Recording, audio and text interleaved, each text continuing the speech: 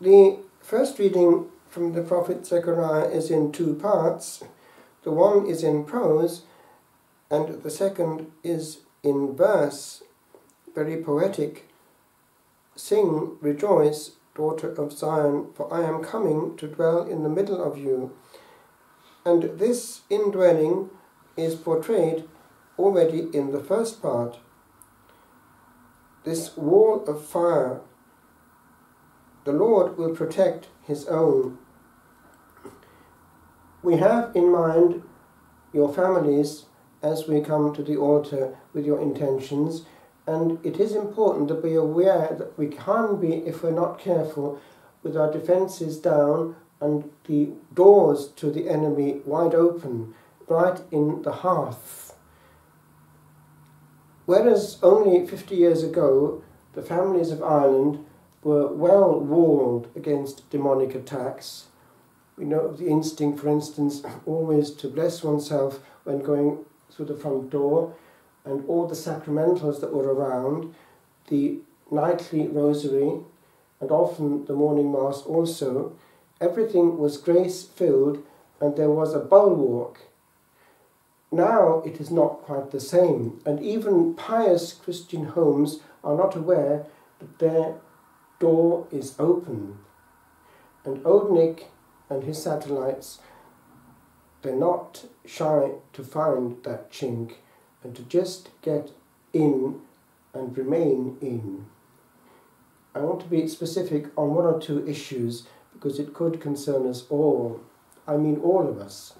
Because once we have one link with the outside, even in a hermitage, and therefore a fortiori in a house which hasn't the Blessed Sacrament, your own, we are in danger. We must remember that we're handling demonic forces, not human forces. Initially they are human, but the devil uses human minds to get at us, those who aren't aware. So the first instance is people coming at us, to us, who might be carrying baggage. Their souls might be infested. Now, it can happen in a hermitage, it can happen quite a lot in a hermitage, because you get a proportion of people who are coming precisely either themselves or brought by somebody else who are in bad things, serious bad things that can happen. And therefore their soul might well be, in inverted commas, contaminated and bringing stuff with them.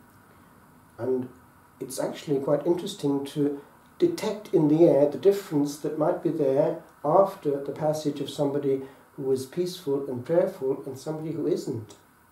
It's not quite the same. So too, in your life, you can have people coming at you in your working sphere, or even actually coming into your house, who are in collusion with satanic forces without being aware of it. That's one, people carrying stuff.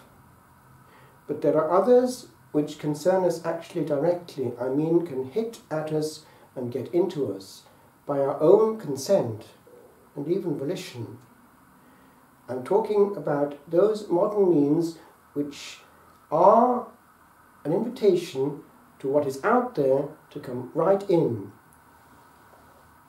Put on live television in a good Christian home, and not to calculate what is going to be watched, therefore when one is putting it on and off, but letting it on, is a tacit invitation for all that is potentially there to come in.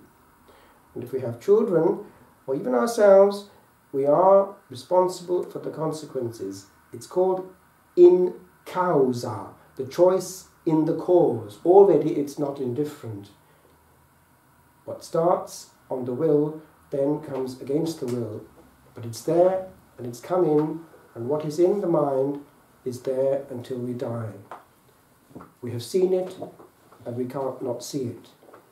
The memory has it written indelibly in cells until we die. But there is now a third level, and I want to go into it a little bit, because although it is very useful to have in one's study all the books of the world virtually, because all that we can do on a screen gives us knowledge immediately about any subject.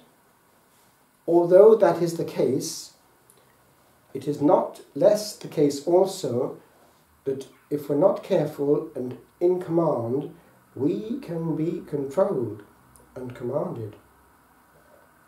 We can find ourselves being solicited, because it is impossible now to open internet and not be solicited. So it demands maturity. And if one is not careful, one loses all notion of time and indeed responsibility once before the bottomless pit of knowledge, information, diversity and pastime, with all that's in there, good, bad and indifferent. Now, first of all, there is the question of whether or not we are going to engage with people through that means of communication. It's not indifferent because it's all time. Then the mode of engagement, if we are, because we don't have to have access to all or be accessible to all. There are several degrees of involvement and engagement. But then the question of how we are going to say yes to a solicitation to go into something which is interesting, because we can fool ourselves, we can kid ourselves that we are nourishing our soul, when in fact we're too lazy to not watch the next invitation. It's subtle, but it's a doorstep that we cross without realizing it. And we can become, yes, addicted, because it passes the time, it's immediately satisfying for the mind, it blocks out all else and takes away boredom.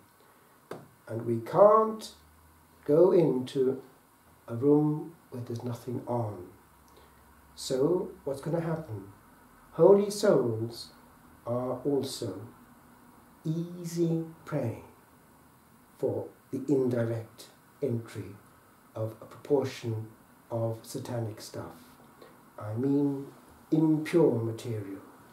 I mean things which contain the unexpected, and because of our situation we are more vulnerable than other people. So I would leave it with you, my friends, because if you're in a family situation, you have to be the drawbridge. The buck stops here. The man is the head of the family, and to abdicate is to lose his authority. Especially if there are children in the house, daddy is extremely important, and it's too easy to leave them before that perfect babysitter. Be careful who and what comes in to the inner sanctum of the temple of your home.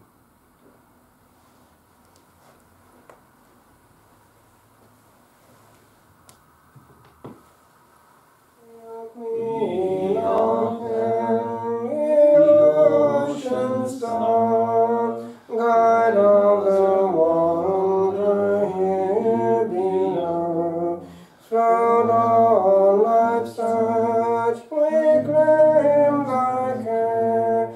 Save us from peril and from woe. Mother of Christ, Star of the sea, pray for the wanderer, pray for me. O gentle chaste and spotless maid, we sinners make our prayers to thee. Remind thy Son that he has paid the price of our iniquity. Virgin most pure,